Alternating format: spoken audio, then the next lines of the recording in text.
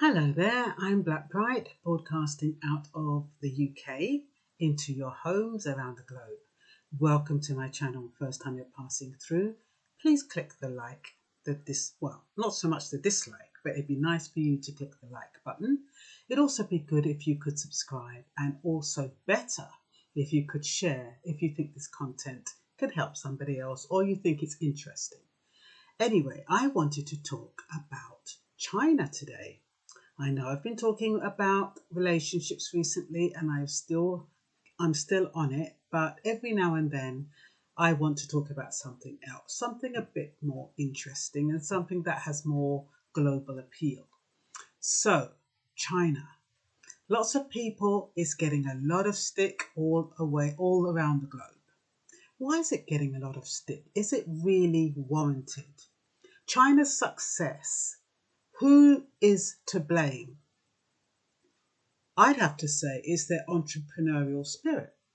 I mean, a lot of people, they're saying, oh, China's taking over this, China's taking over that. But did they drag country leaders by the throat and force them to take the loans? Did they not read? Did the government leaders not read the small print? There's no such thing as a free lunch. And if these government leaders have decided to sell their birthright, then it's their fault. Just because China is strategic and has selected countries to work with, or countries that have potential because of their resources, doesn't mean that they're in the wrong. It's like with any business model. You look for your partners, the people you want to work with, and you put a deal on the table. The deal is either agreed or it's not agreed. If somebody's lending money, there has to be some incentive, and it's usually by way of interest so that they get a profit. Now, that is the model used around the globe. When you take out a mortgage, you have all that interest to pay. And if you default on your mortgage, what happens? They come and take it away. They repossess your house, don't they? So what's the difference?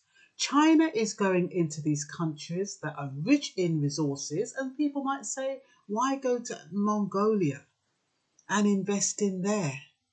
Why go to Papua New Guinea? There's a reason. Why go to Angola? There is a reason, and I'm going to tell you the reason why China is investing in these countries, apart from the fact that they're building routes through the sea and through their land via the Silk Road. Now, these countries that they're choosing and strategically selecting are countries that are financially poor, who have let the country become run down. So, like any business person who's looking for something to improve, they go to these countries and they say, look, your roads are really bad. You need a couple of better buildings. The infrastructure needs to be improved.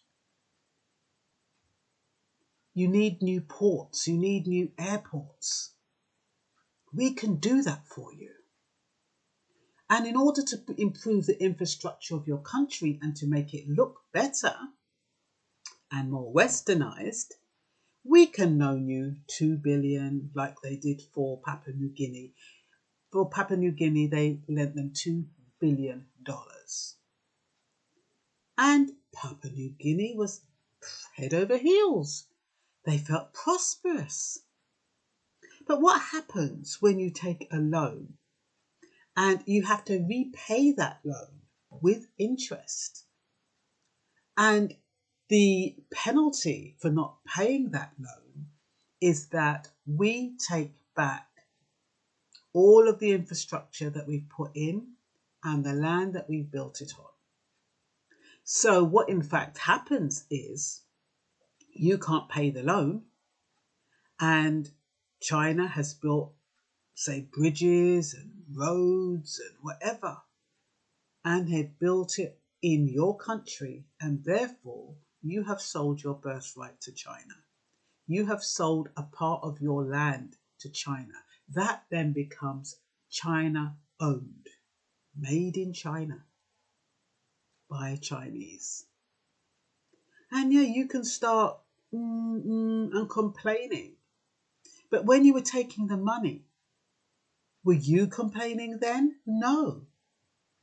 You were myopic. You were looking at the short term. You didn't think, how the hell am I going to pay back £2 billion in 10 years? 10 years seems like it's a long time, but it's not a long time to pay back £2 billion for a small country.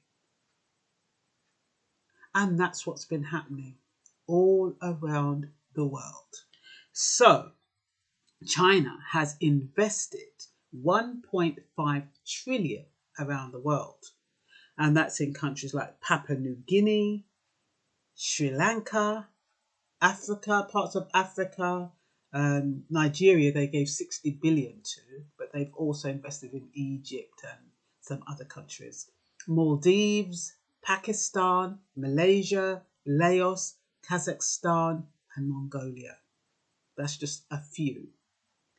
They've also invested 299 billion in sub-Saharan Africa between 2005 and 2018. How the hell can you pay back 299 billion? China knows. China knows exactly what they're doing. Like I've always said, they're entrepreneurs. They've got such a focused mind and a focused body. And they will do anything to get what they want. And the thing is that when you think they even eat, we've seen videos where they eat live animals. I mean, could you do that? Could you will your mind to do that? And I think sometimes it's the challenge of being able to do what seems to be impossible. The way they train their bodies. They're not no dege country to mess with. They might come over as docile and deferential, but they are powerful. Slow and steady wins the race. They're not loud. They're not shouting from the rooftops and telling you what they're doing. What they're doing is they're seeing potential for investment. They're negotiating the terms. The leaders agree. And that's the end of the contract. That's the end of the story. The fact that the leaders haven't looked into it and who are short-sighted and greedy and think, oh yeah, I'm getting something for nothing, and doesn't matter. It doesn't matter if we don't pay it back, or it doesn't matter if we default, or whatever they think. Or maybe they even think we may be able to pay it back. 10 years, easy peasy, we'll be able to pay that back. But then they forget about the interest. And then what happens? So they invested 60 billion in Nigeria in financial support. And what these countries that I mentioned, Papua New Guinea, Sri Lanka, Africa, Maldives, Pakistan, Malaysia, Laos, Kazakhstan and Mongolia, what do they have in common? Rich in resources. Rich in resources. They are wealthy countries when it comes to resources and minerals. China ain't silly. So when you see these people and they're showing pictures of poverty and flies coming out of their face, maybe the people or some of the people are poor, but the country is rich. And because the people are poor, they don't realize the country is rich because they haven't got that mindset. They're not doing their homework. So they think because they're poor, they live in a poor country. And so when they see China coming and saying, look, we'll give you a couple of billion, they're like, bloody hell. Well, they won't say that. They'll say it in their own language. But it's like, bloody hell. 2 billion for this silly country we have. Where there's so much poverty and there's, low jobs, there's not much going on. But there is raw materials and there's a manufacturing infrastructure in all of the countries that China is investing in. They're not putting their money in any country where they cannot get it back. And they are not looking to get it back in so much in terms of money, which is what the people are thinking. They're getting it back in terms of all of the resources, the gold, the oil, the timber, the bauxite, the magnesium, the energy, diamonds. I mean, a little place like Angola, rich in diamonds. Why do you think China is investing in there? They build up that country, the country can't pay it back. They've got half of Angola and they take the half with all the diamonds in it, because that is probably where the infrastructure is put in. And all roads lead to China, because in all of those countries I mentioned, there are routes to China. And it's called the Silk Road Initiative. So whether they go by sea or land, they all lead to China. And these people are looking, or they're thinking, oh, our country looks lovely. We're so prosperous. Look how wonderful our country looks like. Look how beautiful we've got all these buildings, all these lovely new roads. You don't own squat. You've sold your birthright because you can't pay it back. And I don't think government leaders win the lottery, and even if they did, they're not going to invest it in the country and say, look, I've won the lottery and therefore I'm paying back the loan. Even if you won the lottery, it wouldn't pay back the loan. So what are you doing when you're taking out these loans that you cannot pay back? That's like theft. And you cannot then blame China for taking back the stuff that they've paid for. We have a program, like I've often said, if you can't pay, we take it away. And like I said with the mortgage, you don't pay your mortgage, they take back your house. It's no different. So people are jumping on China and saying, oh, look what China's doing. They're taking over here, they're taking over there. You know, they own this, they own that. How did that happen? That happened because they made deals that were accepted.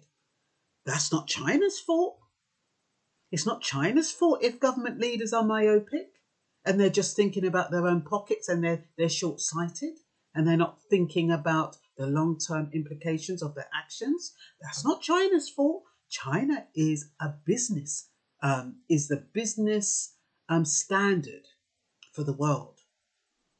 People should be aspiring to be like China. I'm going to show you a video in a minute of the cars that they make. It's called copy to China. They copy all the cars and make them so much cheaper. And then what happens is, people are trying to sue them, but they can't. It's like Levi jeans. Levi jeans came out in 1831 and they were patented. But look how many other types of jeans we have now. You have all different range of jeans, and you have those that are really expensive to those that are really cheap. So what's the difference with the cars? Yes, you could call it counterfeit. Yes, you could call it plagiarism. But all these car companies who've tried to sue China have not been successful, because there's something about originality and creativity. And what China is doing, they're being creative in their originality. So they're taking a model like the Maserati and doing a similar take on it in a much cheaper form, but it's not the Maserati. And most people who want a Maserati are going to pay for a Maserati, but you'll have those people who can't afford a Maserati and they'll buy the equivalent. It looks almost the same. Just like when we went to Turkey and we bought those perfumes, they look exactly the same, they smell exactly the same, but they're not the same. Do you care? Some people do care because they don't last as long. To be honest, I don't like fake perfume.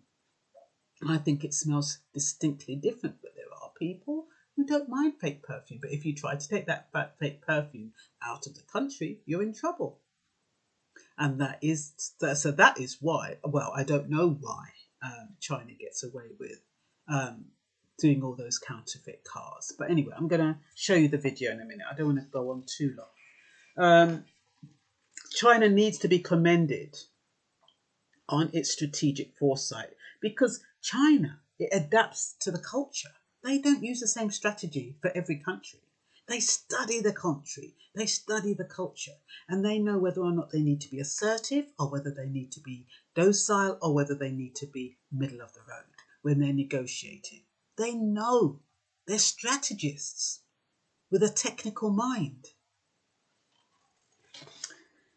So it's like, when I was drawing the analogy of these countries who are looking outside their country for gold and wealth, and it's right underfoot. It's like that person. I forget what they say. That this guy went all the way around the world, and then when he came home, he found the gold in his own backyard. It's that kind of analogy I would like to make with these countries that think that they are poor, and so they rely on China to rescue them when they've got the wealth, but they just don't know what to do with it. They've got the wealth in natural resources. So, all highways, ports, bridges connect to China via sea and land. So, China also owns 57% of Disney, and China has invested 324 billion in Europe. And UK is in there. Switzerland, Russia, Italy, France, and Germany. They're beholden to China in the tune of 324 billion pounds. So, is China doing anything wrong, or is China the model, the role model that every other country should strive to compete against? They are becoming a monopoly if they're not one now. And by the time you turn around, you will not be able to stop them. They are unstoppable. And they don't put all their eggs in one basket. Spread all over. One area fails, they've got something else. So, no point chastising China. What is China doing right? They have strategic foresight. They have an entrepreneurial spirit and know-how. They have excellent marketing skills. They have sales expertise. They're very good at adjusting and adapting to different cultures to get the best results. And they know their target audience. So they do the trade with that backdrop. We'll do this for you if you do this for us. We'll give you a couple of billion. You don't have to pay it back until 10 years. The interest is remarkably low if you compare it to the World Bank or the International Monetary Fund. It's a competitive interest rate. And you don't have to pay that back until 10 years. And but we have to let you know that if you default, we take back the infrastructure and the land that we built it on. So the country leaders are thinking, wow, that's a low interest rate. They're not thinking it's a low interest rate on 2 billion. And how much interest rate on 2 billion? Can you imagine how much that is? I'm not even going to work it out because I don't know what the interest rate is. But they're not thinking that. They're thinking, 10 years, we'll be able to do it. So, while China will help those in need, those countries have to have potential. They're not going to invest in any country that doesn't have potential and does not have the wherewithal to give them a good return for that investment. So, Papua New Guinea, they invested 2 billion in Papua New Guinea. I haven't got all the investment amounts for all the countries I'm going to say, but I am going to tell you what natural resources are in the country so you know why China has invested in them. So we've got Papua New Guinea, 2 billion. Their resources are timber, gold, silver, copper and bauxite. We've got Sri Lanka.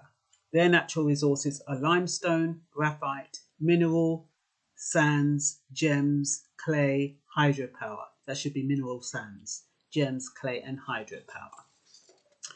Although Maldives is the smallest country in Asia, it is rich with natural resources, in particular arable land and scenery. Then we've got Pakistan. They're rich with gypsum, limestone, I don't know what gypsum is, but limestone, chromite, iron, ore, rock salt, silver, gold, precious stones, copper, sulfur, and a lot more. Malaysia, rich in tin, bauxite, copper, gold, iron ore, natural gas, petroleum, and timber.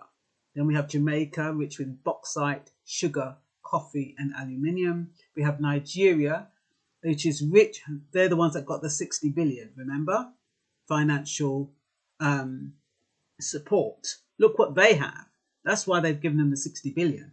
And Nigeria's probably thought, oh, petroleum, natural gas, tin, iron ore, coal, limestone, niobium, which is what they use in alloy wheels, including stainless steel.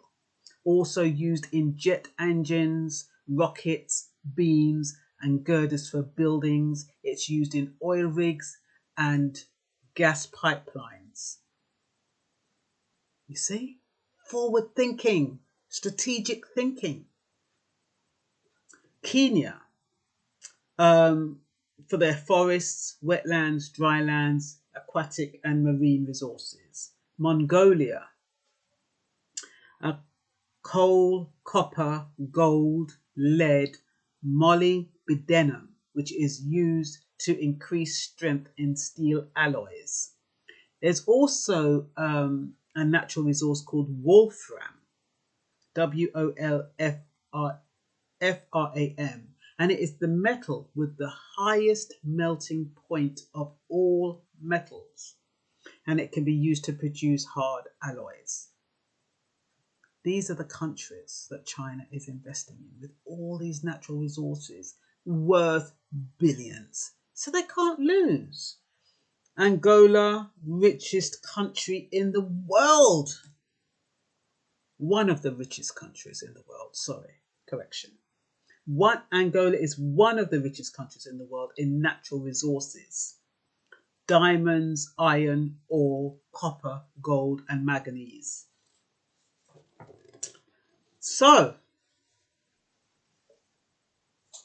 China ain't silly.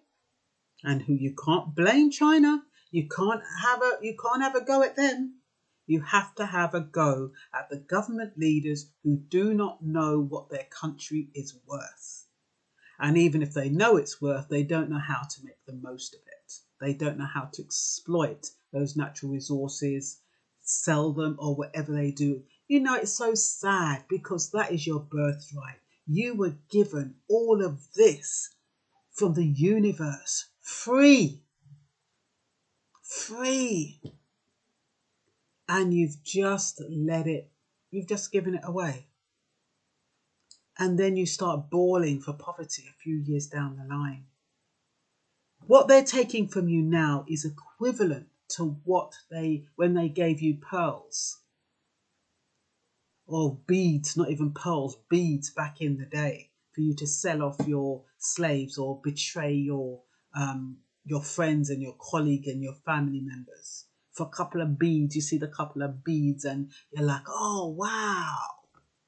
Sell off everything because you don't know the value of what you have and who you are. And then you can't start bawling that you're slaves.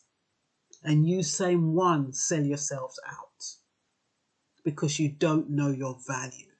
You don't appreciate God's creation. You don't appreciate what you have in the soil and in the country. China knows. China knows. They've been studying. They're strategic. They've done their research. You think they just turn up in your country and want to do a deal because you're so wonderful? No. There's an ulterior motive. Like with any business, there's an ulterior motive, and nobody gets something for nothing. And yes, there will be those who have short-term gratification, who take that money, chip and run, and leave the country to face the problems later on. That's still not China's fault. So China is the business mind of the universe, fearless. They'll eat anything, do anything, train the mind and body. They cannot be restrained. Loan to countries rich in resources. If you can't pay, we'll take it away. Like I said, the loan is profit plus interest. So China takes back the land and the infrastructure, the skyscrapers, the land that ports are on, the buildings it's been built on, and they bought a part of the country in the process. Infrastructure and highways, and they probably build those the infrastructure and highways where the resources are hidden. Those people that probably don't even know they've got all those resources in the country. It wouldn't surprise me. So I am going to show you this video now, which is about the cars. We know that plagiarism is illegal, and we know that counterfeiting is illegal. So how does China get away with making all these beautiful cars? So we'll have to look, like I said, is it creativity? Hello and welcome to Gravitas Plus, our special digital-only edition. Imitation is the best form of flattery. We've all heard of this famous line by Oscar Wilde, but most of us may have failed to truly appreciate the sentiment. And this is where we can learn from China. The Chinese have not only understood the wisdom behind these words, they have made a business model out of it. The most profitable and efficient way to make cash. It's called C2C, copy to China. A business model that thrives on counterfeiting products by creating fake copies as good as the original. Well, almost. Think of any product right now, no matter how big or small, no matter its cost or its features, if it exists, there's a 99% chance that it has a Chinese copy. The degree of copying may vary, but the Chinese version, I can assure you, will look as good as the original. The imitation truly is sincere, and I'm afraid this is beginning to sound like a sales pitch for Chinese products. I assure you it's not. And I'm not talking about ripping off phones or watches here. I'm talking about the big stuff, big business. China is the world's largest manufacturing hub, and this copycat culture is all pervasive. It is the most brazen in the automobile sector, in China's car manufacturing industry. And before I tell you how, here are some quick facts. 1. China has the biggest car market in the world. It became the biggest in the year 2009. It has remained the biggest ever since. 2. China has more brands and models of cars than any other country in the world. It will take you a day, perhaps, to count all of them. And 3. China has the cheapest cars in the world, cheaply priced and cheaply copied. Do you see this car? I'm sure the very sight of it is getting you nostalgic. The Maruti Suzuki 800 has that effect, most people in India. But the one on your screen is not an 800. This is called a Jiangnan TT, the cheapest car in China. A rip-off of the good old Maruti Suzuki 800. This one costs just 20,000 yuan, that's $3,000, close to 2 lakh Indian rupees. It is based on the same model, equipped with the same engine, has the same features, gives a similar power output. The banditry, I must say, is quite brazen, and it is tailored to suit your convenience. If you're bold and adventurous, you can go for this one. Diablo VT, a straight rip-off of the Lamborghini Diablo. If you're interested in bonding with family and friends, I suggest you go for this one. The Chang'an Lingshuan, a blatant clone of the Toyota Innova Crista, only that it's much cheaper. If you're somebody looking for a driving-induced trance, may I suggest the Geely GE, the Chinese imitation of the Rolls-Royce Phantom. It has the same large front, the same headlamps, and the same spirit of ecstasy. Only the expiry date is Chinese. And if you want a sports car but cannot afford it, I suggest you consider the Suzuki Eagle Carry. Does this look familiar? I'm sure it does. In the front, it resembles the Ferrari, and at the back, it resembles the Porsche. You get the best of both the worlds in one car, and you won't have to burn a hole in your pocket.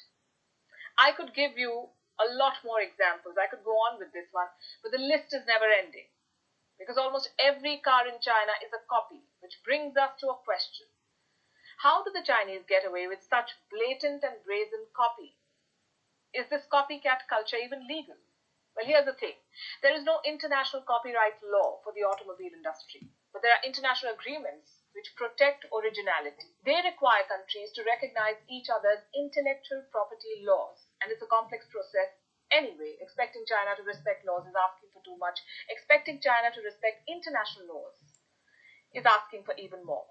So international car makers do not even bother taking Chinese car makers to court. Well, some of them do and fail. In 2004, Honda tried to sue China's Xuanguan Auto for copying a vehicle. It failed. In 2008, Fiat sued China's Great Wall Motors for copying their design. They even got the copycat car banned in Europe. But the sales in China did not stop. We are in 2020 now. A virus is spreading faster than the speed of all the cars I just mentioned. And it has decimated the global automobile industry. Most manufacturing plants have been shut, supply chains have been disrupted, showrooms have been sealed, sales have collapsed, markets are bleeding, but none of this is happening in China. China right now is an oasis for car makers in the Wuhan virus desert. So I didn't want to go on too long with that, but I think you get the idea. So how did China get away with that?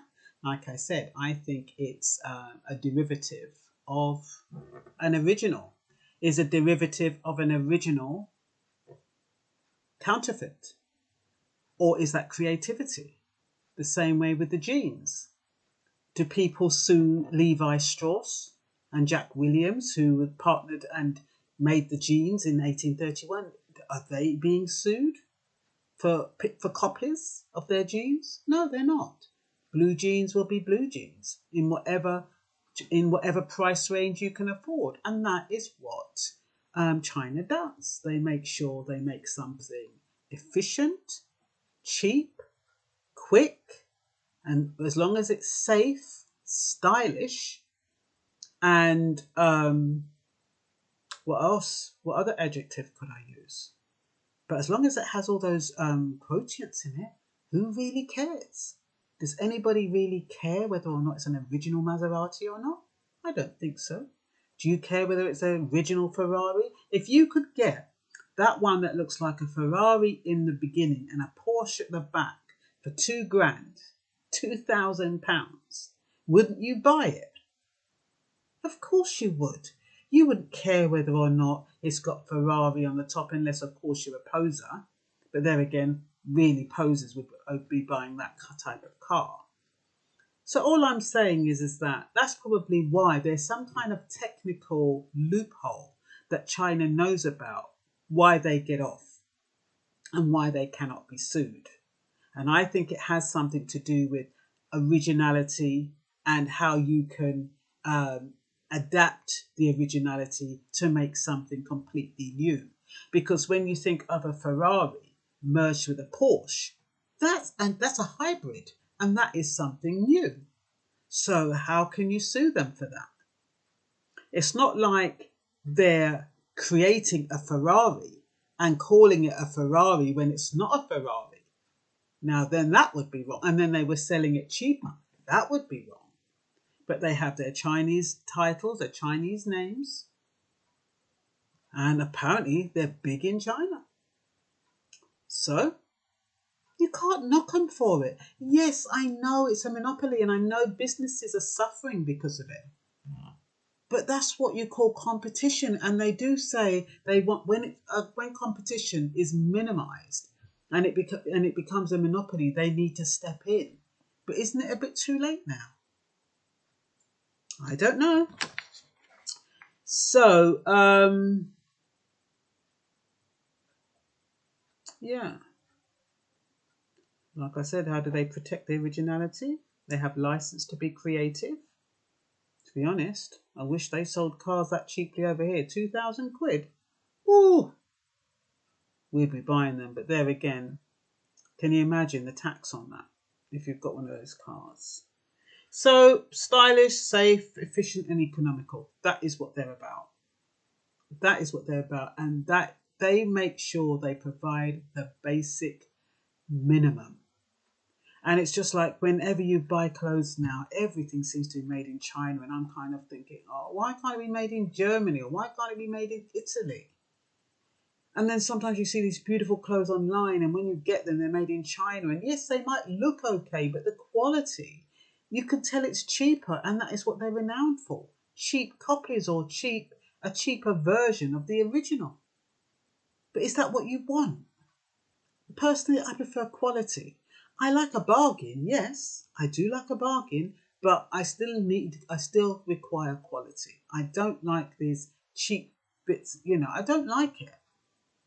But that is what China produces, and the grand scheme of things, most people will opt for something that looks like an original that you're saving money on. They will.